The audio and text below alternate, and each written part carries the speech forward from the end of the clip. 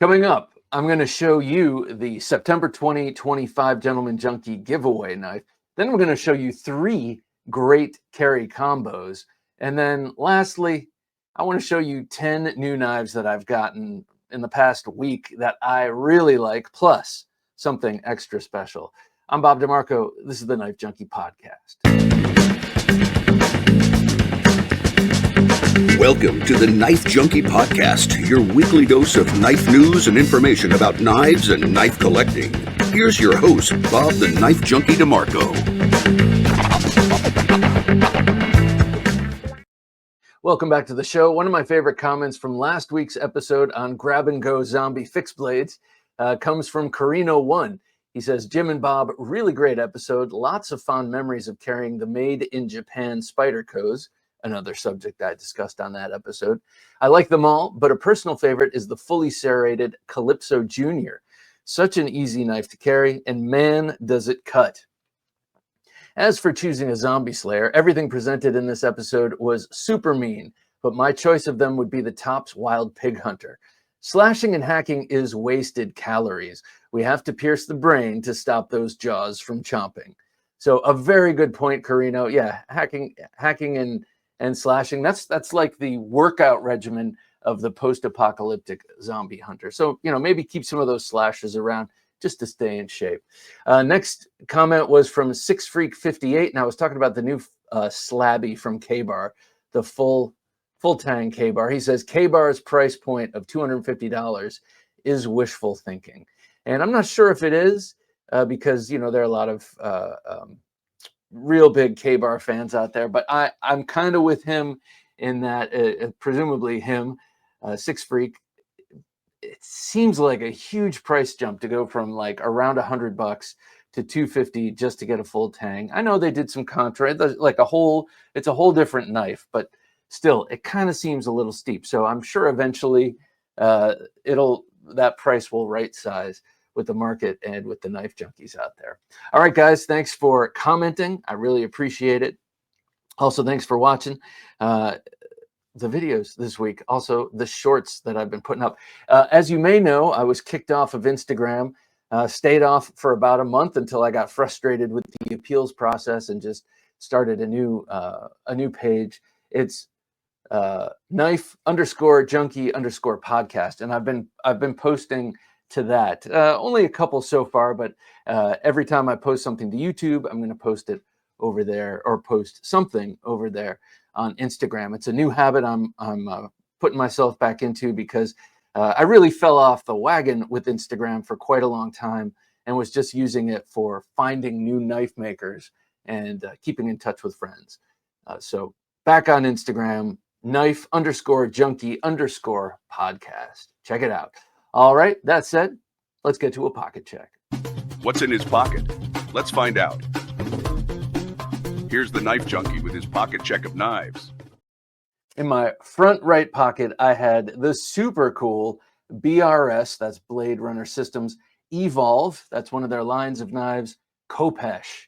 Kopesh is an ancient Egyptian sword, and this is taking visual cues, design cues from it. But more importantly, this is a gift for my birthday, which was a week ago. He got this is from Dave of OG Blade Reviews. Every year, it seems Dave sends me something really cool on my birthday, and I really appreciate it. This one, wow, I really, really like this one because it's unusual.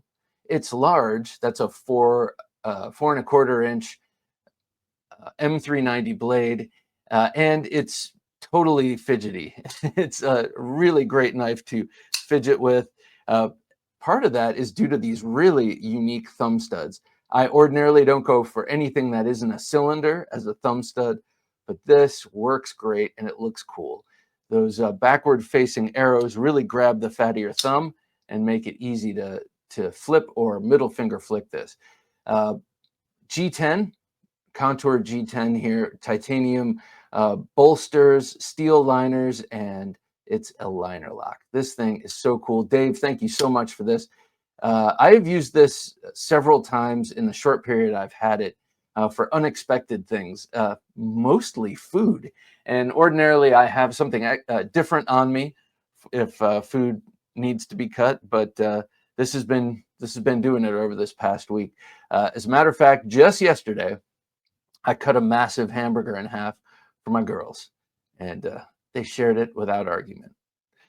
So, yep, this is in my front right pocket. Also, I'm sorry, by the way, a jimped pocket clip on this. I think that should be happening more often. I do like jimping on my pocket clip. Makes it easier to pull out, especially if it's a deep carry, by the by. And then here we have some really cool and sort of intricate standoffs. So a beautiful knife. Thank you so much, Dave. I'm going to be showing you some more stuff that Dave sent in a box recently today, later on in the show. All right, next up, with the release of the new RoseCraft Blades Congress knife, I've been thinking about Congress knives. So I had my own. The one Congress knife I have is the Great Eastern Cutlery number 62. And this one is a single layer. So both of those blades share the same spring. And you have a beautiful pen blade and an amazing Warncliffe here. Thing about Congress knives is they can get very thick. They can get to, I've seen them 4 springs wide where they have 8 blades. So 4 on one side, 4 on the other.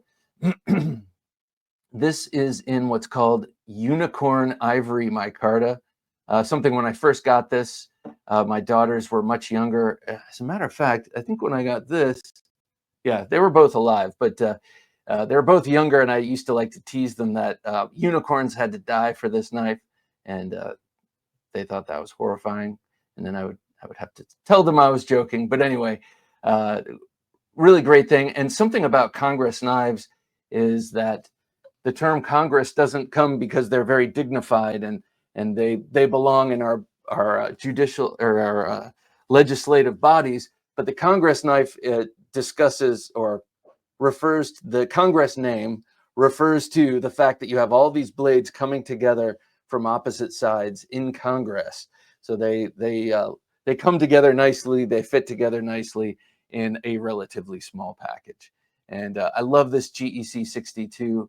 I'm not sure if they've done any since 2020 when that came out, but yeah, great knife. And that was popping around in my pocket in a leather slip.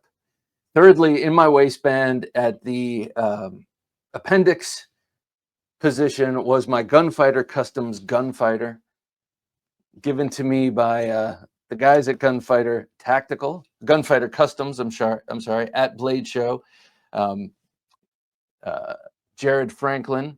And this was also designed by Michael Elliott, who is a patron and a great guy, and also a Pikiti Tersha and other types of Kali master specialist. And this is his take. This knife is his take on the Clinch pick.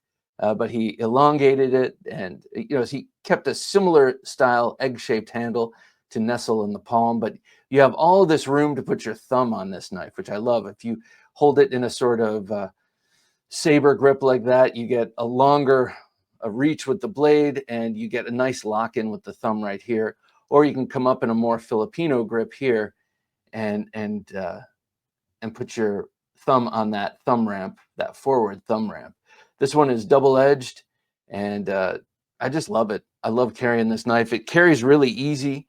This smooth egg-shaped handle nestles against the extra I have down below, and carries comfortably. And if I ever needed a last-ditch GTFO knife, that would be the one. All right, last up on me, another great knife, and also very double-edged and tactical. I had, for emotional support, my ESK today was this right here, the Pinkerton Pinkerton Knives Razorback. This one is in Elmax steel, and it's got this natural canvas micarta, really sweet blade. As I love to talk about, Dirk Pinkerton isn't just making and designing incredible knives for incredible manufacturers like Kaiser, Concept, etc. He works hard at the grinder too, and is just very talented, makes incredible knives. Now he is going to be making us a custom knife. It might be this, it might be a different knife. We have to decide on it. to give away on Thursday Night Knives to all comers. And it's when we reach 50,000 subscribers. I guess he saw that we had breached 40,000. We're at like 40,000, nearly 40,800, nearly. And he said, well, when you get another 10,000 subscribers, I'll make you a knife and you can give it away. And I'm really excited for that. And so I need to step up my game. I need to put out more shorts. I need to get my feelers out into the world more so that I get more subscribers. Maybe you could share this video with someone. Maybe they will subscribe. And then when they do, and we're up to 50,000 subscribers, someone will win a Dirk Pinkerton custom fixed blade knife. We still don't know what it is. I keep feeling like it's going to be a Razorback, but something cool, and I cannot wait. Everyone should have a Dirk Pinkerton custom knife in their collection, as far as I'm concerned. So that's what I had on me today. I had the Gunfighter Customs Gunfighter. I had the Razorback from Dirk Pinkerton Knives. I had the beautiful number 62 Congress from Great Eastern Cutlery, and the Kopesh from BRS E-Volve. And there it is. Beautiful knife. Thank you, Dave, for that. Next up, I want to show off the Gentleman Junkie giveaway knife for September 2025 after I take a sip on this delicious coffee. By the way, the coffee on our website is back up. Jim had to tweak some settings in the I don't know. He had to tweak some settings that Jim knows how to tweak, and the purchasing link for coffee is back online. So if you like coffee like I do, go check that out. But right here is the knife we're going to be giving away, the 3-Dog Knife Riot. You know Mike from Northern Knives. He shows up every week to Thursday Night Knives and contributes conversation. We always have a great time. Plus, he's been on the show. He's an awesome stand-up dude who's been making custom fixed blade knives for his Northern Knives shop. He's got Northern Knives, and 3-Dog Knife is the in-house custom brand. Well, look at this beautiful sheath before I pull it out, made by D. Johnston of Alaska. So they're up in Anchorage. This whole thing is made in Alaska. Look at that thing. Absolutely beautiful recurved Tonto. Just a gorgeous blade. And I look at it and I think, is it tactical or is it outdoorsy? Because Mike does a lot of Tontos for the outdoors, and you don't see that too much. And I've always wondered why. But when I showed this off on Thursday Night Knives the other night, I believe it was Shane Gables was saying that front portion of the blade right there would be great for skinning small game. And well, I believe him. I've never done it, but I know he has, and I believe it. So this is black Cerakoted K110. K110 is analogous to D2 blade steel. It's Cerakoted, and it's got black micarta. Really beautiful. It comes with a birth card, or dog tag, actually, dog tag, which comes easily off the knife so as not to scare away the game that you are stalking. And it rides on the belt in scout style. Just a really, really beautiful setup. And I just want to thank Mike for his generosity. He gave me one, and now he's giving Gentleman Junkies one. You say, what is a Gentleman Junkie, Bob? Well, that is the high tier of support on Patreon. We have 3 tiers of support. You can go over there and check it out. We have a lot of stuff we offer. Interview extras, probably one of my favorite parts. It's sort of extra conversation that I have with guests who come on the podcast. We get to stuff that we weren't able to get to in the show, or maybe stuff that's a little sensitive or whatever. But you get that there. You also get knife notes. And people have been taking to calling Jim Jimmy Notes. I think Carino actually is the guy who calls him Jimmy Notes on Thursday Night Knives, which I think is cool because everyone is loving knife notes. It's a regular addition to our Patreon feed, and it might be about a new knife. It might be about a knife type like a Bowie or a Kukri or what have you. This time, it's more of a meditation. It's a meditation on the nature of collecting, especially collecting knives. And I got to say, it's like Jim spoke with a psychologist to write this. And it really goes through all the different, that's what I'm going to look like in a few years, all the different motivations and psychological sort of pulls of collecting.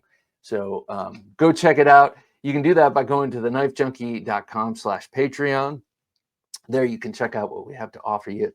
Or you can scan the QR code that's about to pop up on the screen. But really, go over, check it out, see what you can do. If you sign up for a whole year, 12% off at once. Scan that QR code right there. Or go to the knifejunkie.com/Patreon. You're listening to the Knife Junkie podcast. And now here's the Knife Junkie with the Knife Life News. All right, first up in Knife Life News, from Texas, Tejas, Tactile Knives, they have a skeletonized Rockwall. The Tactile Knives Rockwall was their first knife. It's still their flagship knife. And, well, it all comes out of Tactile Turn, the knife company. I mean, the pen company. But Tactile, we all know them by now as the knife company, has a new skeletonized Rockwall, as I just said. So a very interesting looking knife here. You can see all those cutouts there. Those cutouts were created by accident, just like onion rings and so many other great things that exist. This was an accidental stroke of genius. So basically, they had a bunch of handle scales on the mill. Something happened. They came out wrong, and they had to pivot. The co-founder, Matt Palmore, pivoted, as they like to say in the corporate world, and made a change. And they redesigned the scales with these 8 cutouts on both sides. It's making a light knife already, very, very light. So those 8 cutouts, they redesigned the blade so that it fit properly within the handle. I'm not sure how that would change, but yeah, they changed the blade a little bit, full flat ground, gave it a little swedge on top, and made it in Magna Cut, 3.4 inches there. And it comes in 3 different varieties: stone wash, as we see on screen, and then a dark wash, and then lastly, a beautiful slate blue. These come in at a paltry 2.4 ounces. So go check them out. All made in Texas, everything made in Texas. A lot of it right in Dallas, right around their shop. I know they have to reach a little bit further afield for certain things like stop pins, I think. At least that was back when they first started. Who knows? They might be all in-house at some point. I guess it's time for a check-in with Tactile Knives. All right, next up from Boker, this is the Mini Bronco. It's a rugged little bushcraft knife and a follow-up to their Bronco model. And this is like a Mora, as I'm contending here, but a bit more premium and a lot more expensive, because instead of how Boker does it with a little rat tail tang that goes halfway down the handle, and 14C or 12C blade steel. This is 3.5-inch drop point blade in 3V. So it's 3V with a Scandi grind, and then it's got a handle of a TPE. And TPE is a sort of rubbery, kind of tacky feeling handle. So for all the sort of bushcraft activities you're doing out there, it's not going to slip out of the hand easily. You got a nice big belly on that, on the palm swell there, and a tang that goes all the way through the handle. You can see it just at the end there on the pommel there. It is a stick tang, but it goes all the way through the handle, something Moras don't do. So this is kind of an upscaled version of a Mora, at least in my eyes. I'm not even sure if that's who they're trying to compete with, because I know it's a much more expensive knife. Kydex, taco style Kydex sheath. And this one is made in Solingen, Germany, their original location. This is to come out on August 30th of 2025. That's a nice looking sheath, looks pretty low profile. Okay, next up from Civivi, the ever prolific Civivi. They have one called the MDRN, or Modern, or MDRN, or Medium RN. I don't know exactly how you're supposed to pronounce this, but this is a follow-up of their super popular SOKN, SOKN, SOKN. I'm not even sure how you pronounce that one, but both are designed from Kyle Lamb, who's a tactical specialist. I have been following him on Instagram for years, and this looks different from what I would expect from him, just knowing his love for Wharncliffes. But you know, we can all grow and we can all like a lot of different things. And so this one is, like I said, a larger version of the SOKN. So it has the same sort of tactical handle. You've got that foot-shaped pommel that you can rest your thumb on. This also, like the last knife, has a nice big swell for the fingers there on the handle. And those are G10 scales there. The original knife had a different shaped drop point. This is more of a spear point. The original was 2.8 inches. This is 4.12 inches, so almost twice the size.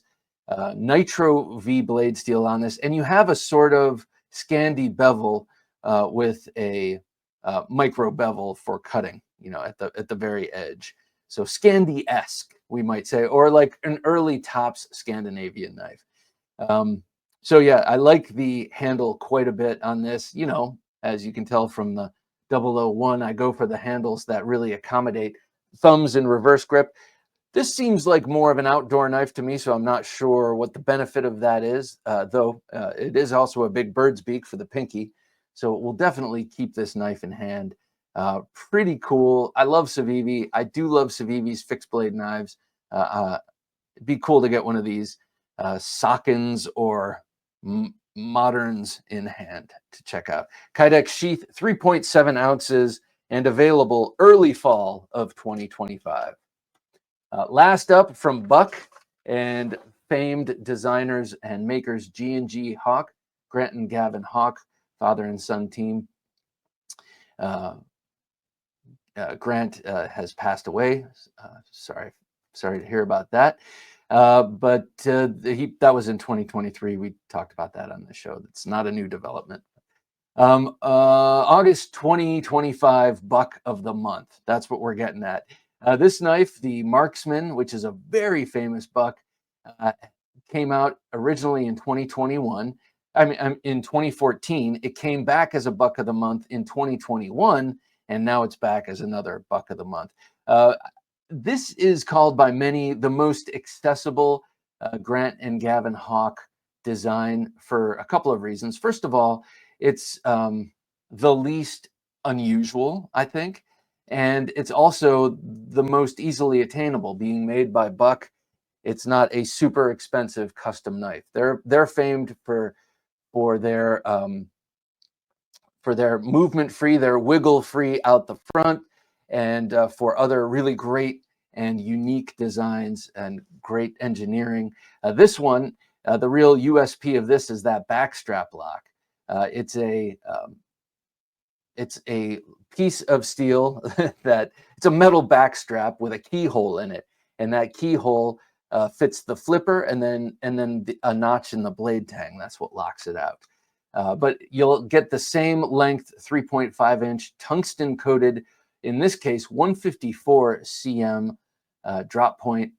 So same as the original, but it has a red, white, and black sort of melange G10 handle, and that's unusual. They are always done in aluminum, so lots of new things here. Paul Boss heat treat, of course, taking that 154 cm as far as it can possibly go. Beautiful knife, and this is one you should jump on as soon as possible, because they go fast, and it's a Buck of the Month, and it's the Buck this month, so you got a couple of days, so go for it. Really cool knife from G&G Hawk and Buck. It's the Marksman. All right, still to come, the state of the collection, and we're going to look at some 10 new knives that I love, plus something special. Before we go there, be sure to join us on Thursday Night Knives. That is how you stand to win a knife almost every week now, due to the generosity of my good friend Dave of OG Blade Reviews, Mike Wharton of Northern Knives. These guys give this channel a lot in terms of knives, and I give them away to you on Thursday Night Knives. You know, I was talking about the Gentleman Junkie knife giveaway. That's every third Thursday of the month, and that's always something a bit special. The rest of the giveaways are more accessible for all of us. So do join us Thursday nights at 10 p.m. Eastern Standard Time. Another thing I might recommend is checking out our newsletter. It's a great way for us to keep in touch. And yeah, just keep watching. Oh, and lastly, I'm sorry, just a reminder, Instagram, knife_junkie_podcast. It's new. I'm back and can't wait to keep posting. All right, coming up, the state of the collection. Adventure Delivered, your monthly subscription for hand-picked outdoor, survival, EDC, and other cool gear from our expert team of outdoor professionals. TheKnifeJunkie.com/battlebox. Okay, so this was inspired by a carry, very unusual carry for me this weekend. And I'm not exactly sure why I carried this, but I was inspired. I was moved to, or carried like this, and it worked out great. Okay, this is what I carried. 3 things: a fixed blade, a Victorinox, and a flashlight. I was going out with my wife to go for a birthday party, to karaoke, and to all these things that we don't normally do anymore, bars and that kind of thing. And being the only sober person around, I felt like I had to be security. You know what I mean? And so this was my layout. Now, this light is brand new. This was a in the box that Dave sent me. OG Blade Review sent me, and I have to adopt this. This is now mine because it is a really cool flashlight, and it's slender, and it fits in the pocket like a knife, but it's got something I really love, which is immediate access to the strobe. I think that just freaked out the camera, but immediate access to the strobe light. And ever since talking to Tomas Alas on this podcast about an experience he had where he basically thwarted not sure if it was going to be a carjacking or a jumping or whatever. He was being followed, and eventually he sent them packing by blinding them with a strobe light on his carry flashlight. And that always left an impression on me. For as much as I talk about and love tactical knives, I never want to have to use one in anger. So had this on me, and then I had this in my front right pocket right next to this, just sitting down in the bottom of the pocket. This, of course, is my Agent 001, TKell Knives Agent 001. This is from the first production run. I'm going to be showing you the second production run coming up here soon.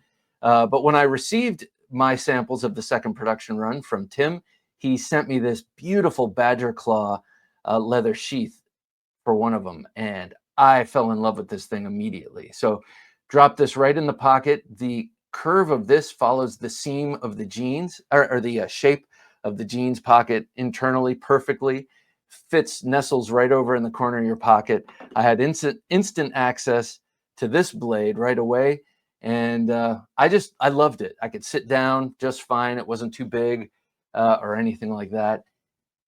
So I was really I'm really excited about this, and I'm going to start carrying this knife this way a lot.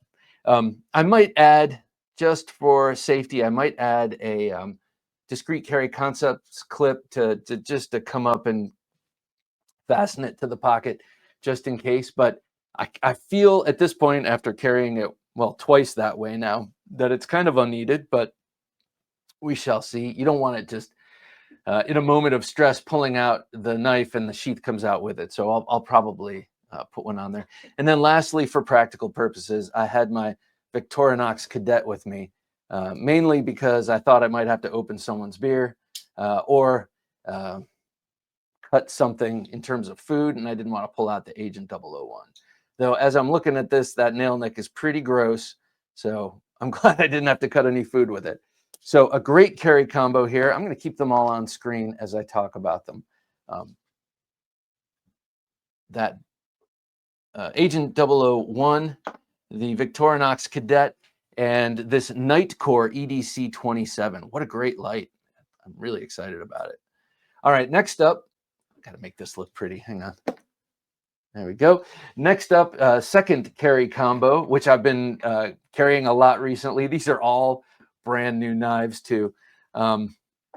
So I got the Victorinox, or I got the Spyderco Classic Police model in the stainless steel handle for fully serrated blade. I've been loving this. It's so thin, but not light. It's pretty substantial in pocket, but it's nice and thin, and lots of other stuff can fit in the pocket with it. So I've been carrying that, and oddly enough, a fixed blade right next to it. The new Jack Wolf Knives JW Kollab Collusion, a design collaboration with Jacob Ginsberg, who goes by Jacob Creates on Instagram. He just makes beautiful custom fixed blade knives, all very usually small and EDCable. He's got an incredible design eye, and his skills look super refined from what I can tell from the pictures in terms of the making of the knife. But in this case, it's his design run through Ben Belkin's production protocol, we'll call it. And in this beautiful, stout, slim leather sheath, it goes great in the pocket, especially next to this knife. So I've been double carrying a lot, like a fixed blade and a folder in the same pocket. And then just for giggles and grins, and just in case, on my belt, I've had the new, with this carry combo, the new to me Urban Edge from Cold Steel, the little 2-inch double-edged punch dagger. Really like this knife. And I also got that at Willie Knives in Delaware on our recent trip. So that's another great carry combo. No light involved, which I should really start carrying a light all the time. I don't really need it that much for utility. I keep a little light on my keys, but really for that self-defense thing, if it comes up, I would much rather blind someone, kick them in the knee, and then run away than have to pull out the knife that I'm carrying. All right, last carry combo. This is again a fixed blade and a folder in the same pocket. I'll start with this. I've been carrying my Amtac Northman pretty much more than ever before because I got a new sheath. The Amtac Northman sheath is very cool, and it's very useful. It's ambidextrous. It drops deep in the pocket though, and to me, it always felt like I'm going to slice my pants as I pull the blade out. So it also has a ferro rod, which is cool. But I don't know. I just let it languish, and then I saw a video by Armis Knife and Tool, Michael Grasso, and he was talking about how his mini VSK1 sheath fits this knife ambidextrously. So I ran out. I didn't run out. I just ran to the internet, ran to his site, and got that sheath, and I've been loving it. And so it has been in the pocket like this. Let me resheath it. Like this, set up for reverse grip draw, next to this knife. One of my favorites of the recent past, the North Mountain Blades BBMN. Right next to it, both in the same pocket. Now, I have to say the double carry, the fixed and the folder, this only really works for me when I'm wearing jeans. Khakis and slanted pocket handles, slanted pocket pants, I'm sorry, it doesn't really work very well. Lastly, to make this more practical, I've been carrying the DP1, also in one of these beautiful badger claw sheaths, just dropped in the pocket. Now, in this case, it's been in the back pocket or in the left pocket with my phone. But this is the small DP1 from TKell Knives with the handle wrapped by Tom Nugent of Knives by Nuge. I had to put this little leather fob on because this really is a 2-finger knife. And that little leather fob with the knot makes it a 4-finger knife, and it is super practical. Great little knife to bust out if you're in the office and you need to cut something, but you've got a lot of pearl clutchers around you. Oh no! This will not freak anyone out. So A great little knife.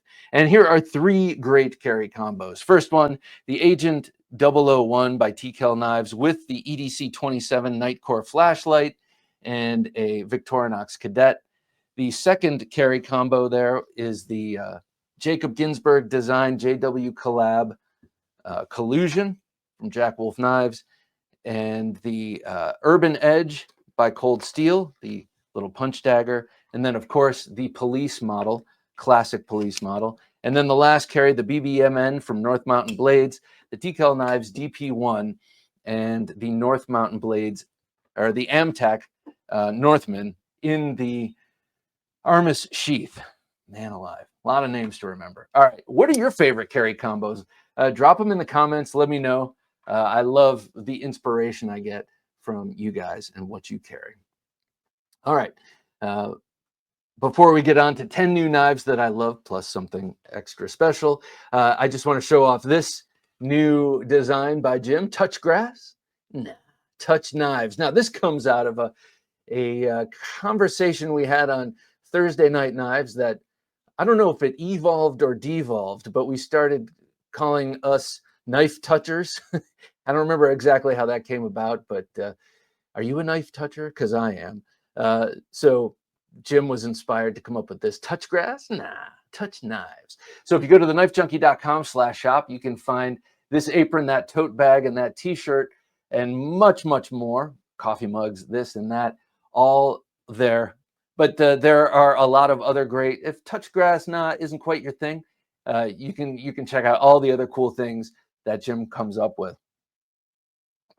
If you want just the simple legacy design, just the logo, you have to go to page 21 now, I believe it is, the very last page, and move forward from there. Check out all the cool stuff we have. It is awesome. thenifejunkie.com/shop. Okay, let me get to these 10 new things. Okay, the first thing I'm going to show you are things. Actually, it's 2 of them, and they were sent to me from Dave of OG Blade Reviews, and they are leather saps.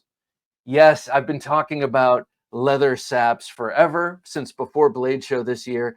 Oddly enough, I did not find any. I found one leather sap there. It didn't float my boat, and that was it. I was expecting to find much more, but if you don't know what a sap is, excuse me, these are from Boston Leather, by the way. This is the Midget, and this is the Denver. But a sap is an old school bludgeon, or kosh. I think that's what the Brits call it. But what it is 4 thick pieces of leather sewn together with a ball of lead, not a ball, but a lobe of lead at the end, and a strap on it. So I'm gonna say that differently. A retention strap that you get on the handle, and this is for whacking people however you're going to do it, wherever you're going to do it. You can watch a lot of sap videos online. For me, I tend to go back to my Filipino knives training and think of doing this, hitting with the edge. It's not just hitting flat, but I got to tell you, these things pack a serious punch. And I'm not even sure if they're legal in my state. I don't really plan on carrying them.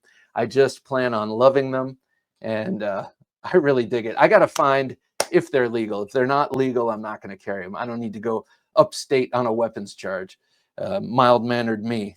But I really do love saps. I've always wanted one, or blackjacks, which are similar, but I believe they have a spring internally going from the handle up to the weight up front. So Jim sent me these in that box.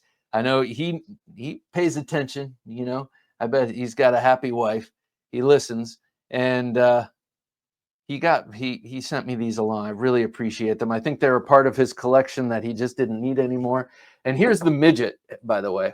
I guess not politically correctly named anymore, but this is a smaller version and way more pocketable. You drop this right in your pocket, pull it out, whack.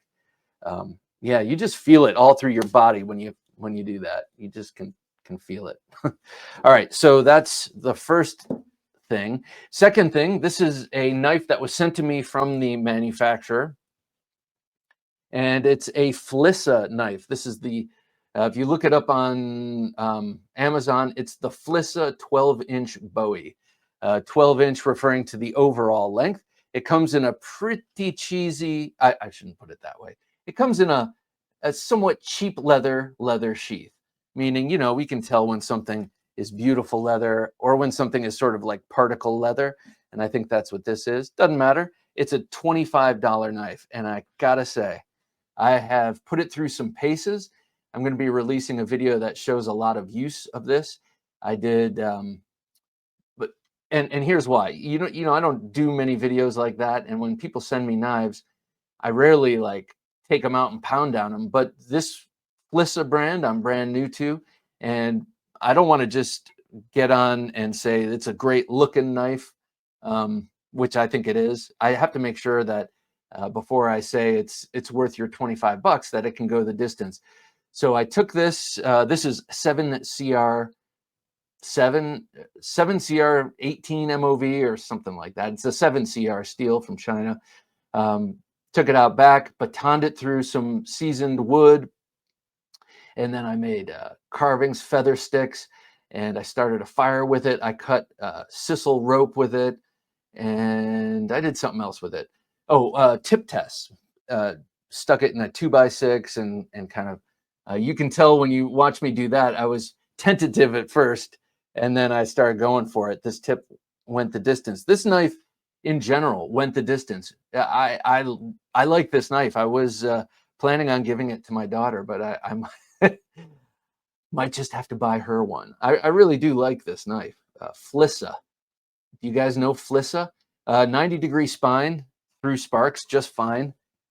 Thing I appreciate is it feels more 90-degree. I don't think this is by design, but closer to the tip back here, it feels like slightly more rounded in case your thumb is there. But like I said, I think that might just be a function of this particular specimen. Really, really nice knife. The one thing it struggled through was that sisal rope. And I believe it's just because it doesn't have a toothy edge. It had a somewhat polished edge. So it still glides through paper, even after all that. But it did struggle through that sisal rope, which you'll see. So that's the Flissa 12-inch Bowie. I do like this, and I would say at this point I can say that it's worth 25. It's worth your $25. Be a great camp knife, or whatever knife. I mean, this would be a good knife to keep by the bed, you know, that kind of thing. But I like it. Flissa knives. I'm curious about their other fixed blades. Not so interested in their folders, but I'd be interested to see their fixed blades. This was a birthday knife given to me by my brother-in-law, who's an awesome dude, former Marine, and does a lot of interesting stuff these days that he can't tell me about. This is the Pinkerton designed, Dirk Pinkerton designed Artisan Cutlery Proponent. This is a hugely famous knife and famous design, and one of the best sellers at Artisan and one of Dirk's best sellers of his designs. And man, it is cool. It is a big knife. I mean, this is a big knife, even though it's much smaller than, say, an XL cold steel. This thing is just a chunker, and I opened this up in front of a group of people, and they all oohed and awed because I received this at the pool, and we had a group of friends around, and about 20 people cried out when I opened this up. So love this thing. Just for size reference. Oh, this one, by the way, has a D2 blade G10 steel liner lock. It is a chunker. And here is the mini, which I always thought was a bit of a chunker, and I really, I think I still like the mini a little bit better. But for sentimental reasons, I like that one. But look at how much smaller the mini is, and yeah, to me it doesn't feel so mini. But a very sort of futuristic design. It's sort of like a Saks, sort of like a Warncliffe, sort of like a, you know, Yojimbo. So a great futuristic Viking pocket knife, if you will. Nice big clip. Awesome knife. Beautiful standoffs. I really like this thing. And a bit heavy. So next up, same birthday, different knife. This comes from a neighborhood friend whose father unfortunately passed away somewhat recently. And he gave me this Buck 112, which was his father's, and he gave it to me, and I'm super honored to have it. It's got the squared off handles and the zero nail nick that you'll see in Buck 112 Rangers from the 70s, 74 through 80. They first came out in 1974, and they had no nail nick. And then a marketing guy said, hey, let's put the nail nick on it. It'll sell like the 110. And it didn't change sales, apparently, but the nail nick is now on there forever, as can be seen by this newer generation Buck 112 with the rounded handle and all that. So great knife. Really excited to have this one. Now that I've shown it off on all the shows and have made videos about it and stuff, it's time to clean it up because it still has usage gunk on the blade, which is kind of interesting because and it also has gunk on the handle. And I say it's interesting because it reminds me of how I got my grandfather's shaver, electric shaver after he passed away. And I remember blowing in it and a bunch of his hair came out. And I don't know, it was interesting. Just a little bit of legacy stuff there. Anyway, next up, vintage was the Buck 112. Modern and current and dropping, well, just dropped on Monday the 25th, is the Buck Range and the Mini Range. And this was just sent to me from Buck. I'm really impressed with this knife. It's a modern Buck, and Buck has a lot of modern knives. It's just I haven't indulged in them yet, but I'm really happy about this knife. This is the Range, and this is the Mini Range. Now this one is a Magna Cut blade, 3.4 inches, saber grind, really thin blade stock, great jimping on top, by the way. Really thin blade stock, comes down to a wickedly sharp edge, thin behind that edge, anodized aluminum handle with a crossbar lock, which works great. At first, it was sticking a lot, and as I thought, that has pretty much worked itself out. Sometimes if I really horse it open, you get a little bit of blade stick, but that will eventually wear away. Deep carry pocket clip is mounted on the pommel, which I love. I love that style of deep carry clip. Goes in there without any hassle. No need to make an inset notch that you have to cover up on the other side or leave uncovered on the other side. And it goes in there extra deep.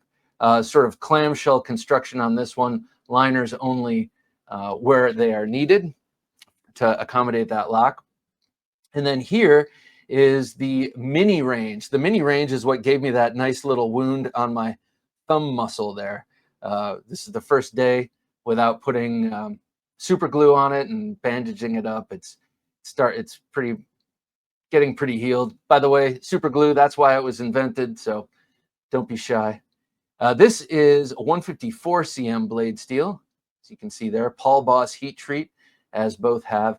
And then this has a different clip set up. It's loop over deep carry, but it's kind of a thick clip, so you feel it a little bit when you stick it in the pants pocket, but at least those are not button screw heads. They are inset screws. Nice glass-filled nylon handle, and great action on this. No lock stick from the start, and a light little blade. So this one, I'm still working in. It doesn't drop shut when you pull them back, but it does whip in there pretty easy. Two really, really great knives from Buck. I'm really happy. Happy to have these because I've seen a lot of modern Bucks that don't quite do it for me. That these definitely do. I feel like the design discipline here is right on. You can see the anvil on the clip. And what do you mean by that, Bob? I mean, I felt like I feel like some of the more modern buck designs are awkward in one way or another. These are not. These are great, and I really dig them. All right, next up, this was in the box that Dave sent me, and this is probably slated for giveaway, but I really, really like this knife. This is the Kaiser Mercury, designed by Alex Berkowitz. A really cool looking straight razory type knife. Obviously takes inspiration from the straight razor. It has a nice thinly hollow ground blade. There's Mr. Berkowitz's maker's mark, the Mercury. Look at how thin it gets at the blade. Let's see if you can see it at the edge. You can feel that hollow grind. Really, really cool knife.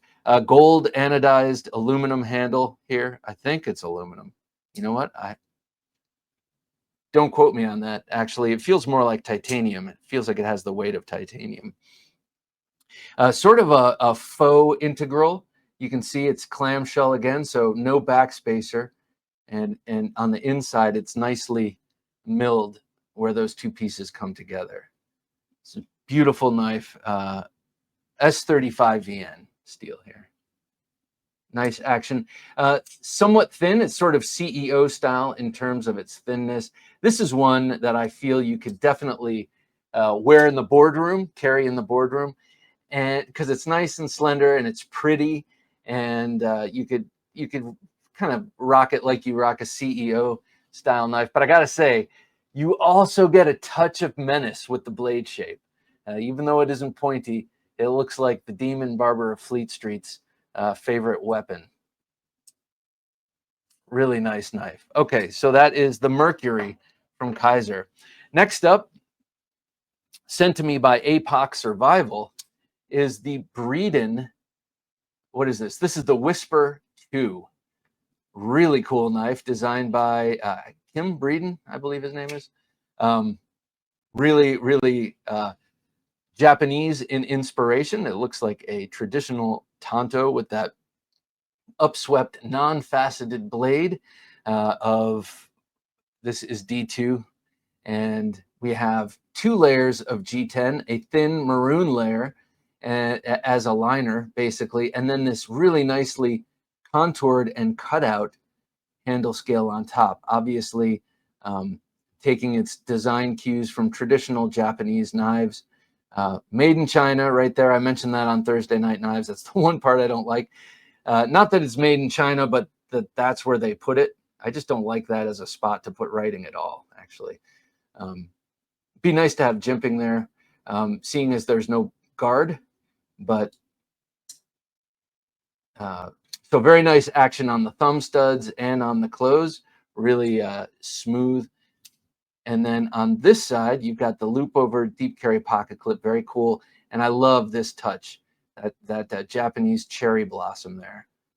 Looks really cool. All right, the next, I got 3 knives from APOC Survival, all Breeden designs. This next one is a neck knife. I took the chain off. I don't think I'm going to use this as a neck knife, but a really cool Japanese-inspired utility knife. Again, we get that same G10 treatment where you get 2 layers of G10. This time, the top layer is thinner, and you get relief cut holes going all the way through. Let's see. Can we see them? Let's see. All the way through the handle. There we go. Yeah, right there. Very, very nice little sharp, wickedly sharp and pointy utility knife. This would make a great drop-in pocket fixed blade. That's probably how I'm going to use this one. I've been taken to dropping knives in the pocket, as is evidenced by the DP1 and others, and I think this will make a great knife for that purpose. Last up in the Breeden group of knives, Breeden design group of knives I got from APOC Survival is this really cool fixie. This is called the Torrent. The Torrent. It comes, first of all, in this great sheath with this nylon setup, nylon belt loop that can come on or off the knife. If you want to mount this somewhere or use different style clips, you're totally set up for that with the 4 slots and the 6 grommets, all spaced for tech lock. But here is the blade. Again, Japanese inspired, beautiful sort of, almost looks like a drop. It looks like there's a little bit of a drop in the point, or to the point right there. But traditional style Tanto blade, D2 blade steel again, made in China right there again. That's okay. But a really nice handle. It's, again, like the Whisper folder, it's contoured and it's double layered. So you got the beautiful maroon and then the black with the cutouts. This one, like the neck knife, also has the cutouts all the way through the blade, or all the way through the handle. Really nice in hand. And I like this. I'm a sucker for the forward thumb ramp, the forward back-facing thumb ramp. So this one has a thumb ramp here, and then a little area to put your thumb here and pull back against that peak there. APOC Survival has been doing some really, really cool stuff. They are a company of Cass Iberia. We had a conversation with Patrick Shipley of APOC on this show. It was great. He's a cool dude and has great ideas. And they're doing great collaboration knives with the Demcos, or with Andrew Demko, with Mike Wallace, with Mr. Breeden here and others. And they're doing some really cool, unique stuff, all meant for, you know, when the crap hits the fan type scenarios, but also in recognition of the fact that that doesn't happen every day. They are also very practical knives. So APOC Survival, loving their knives, and I'm really psyched about this latest group of knives they sent out. All right, penultimate in this list. Whew, another sip of coffee here. Give me the strength to carry on. This was also in the box from Dave. Wow, how cool is this? This is the RoseCraft Blades Clinch River MT. Now, I'm not a huge fan of RoseCraft's modern knives, but I am a huge fan of their traditional slip joint knives. And this started out life as a traditional slip joint, kind of sway back that they do, the Clinch River. And they dressed it up. This is M390 blade steel. It's a very thin, beautifully machine satined Wharncliffe blade with a nice big finger choil, and of course titanium bolsters and a button lock. Now this button lock is much like the Civivi Elementum button lock in that you sorry, that thumb, you need to press in the button. Oh my gosh, I'm making a mess of it. You need to press in the button to get this to open up. And then obviously you press in the button to relock it. I'm going to do this here for a sec. So that's how it works. And man, it is so beautiful. I love the look of that hunter green. It's like an OD green, hunter green micarta. It's like an olive drab, but with a little bit more blue in it. So, you know, is it for an army vehicle or is it for a Range Rover? I don't know. You decide. But it's a beautiful color. This knife feels great in hand, and it's just a really cool knife. So I think probably slated for giveaway. I have to be careful about what I adopt these days because I have too much, and so much of it I don't carry. But I'm really impressed by that swedge. The swedge is just so nummy. And also, this would make a great self-defense knife if it's open. I don't know. As you can see, I've been having trouble opening it, but that's just user error. But I mean, this thing in reverse Pikal style grip like this just feels great, melts right in. So kind of a gentleman's knife that can transition into something else if need be. Again, a good one for the boardroom. All right, last up, and this is the very special thing. This is the new Agent 001 from TKell Knives. I have it in 4 different handle materials. Let me show them to you. This just arrived yesterday as I record this. And here they are. They are stunningly beautiful. And I will compare them to the old model, or the original production run model. Here they are together. So the new ones are now, and many of TKell knives are being made by Nick Chuprin's company, NCC Knives, up in New Hampshire. And this man is a serious perfectionist and a serious machinist. Look how beautiful that is.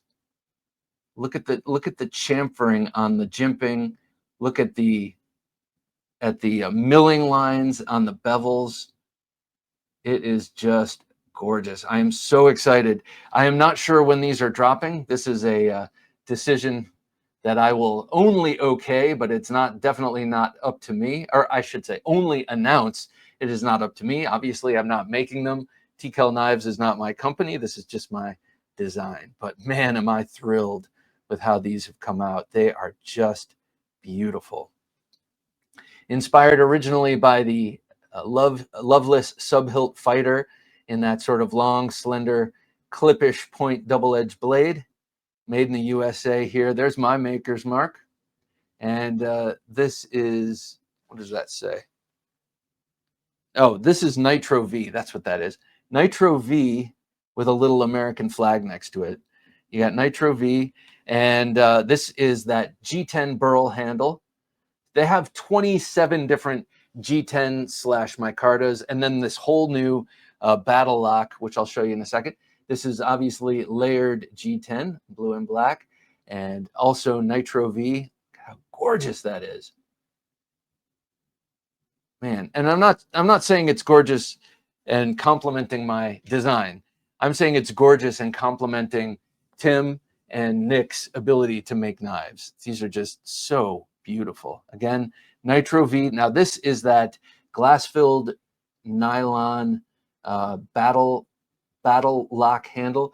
So this area right here that's not smooth is really, it's got that skateboard tape texture, and it does truly lock in the hand.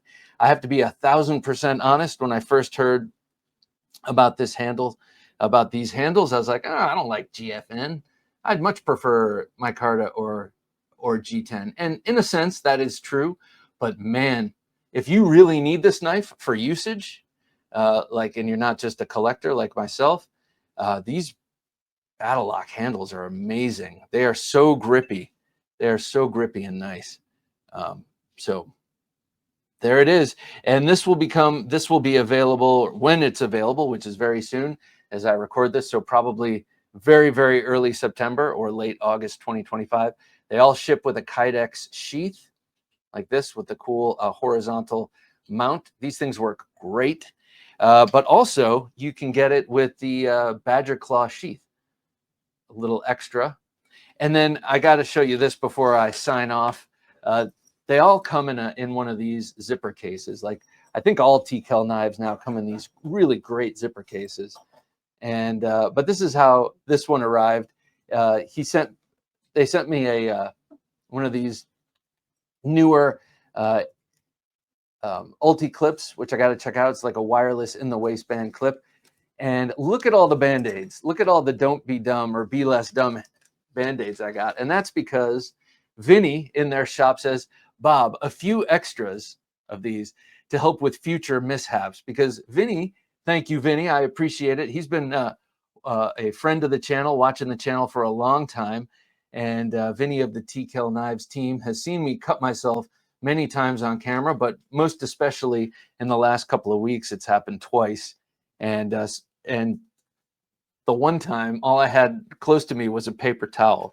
I had no band-aids. So Vinny's hooking me up with the TKell band-aids. I really appreciate it. But again, keep your eyes out for the release of the new TKell Knives Agent 001, designed by yours truly and Tim in a true creative collaboration. I'm so proud of this design and this knife, and so proud to be associated with and a friend of Tim Kell. So really go check them out. They are sweet. Look at that. So beautiful. All right. For Jim working his magic behind the switcher, I'm Bob DeMarco. saying until next time, please, and don't take no for an answer. Thanks for listening to the Knife Junkie podcast. If you enjoyed the show, please rate and review at reviewthepodcast.com. For show notes for today's episode, additional resources, and to listen to past episodes, visit our website, thenifejunkie.com. You can also watch our latest videos on YouTube at thenifejunkie.com/YouTube.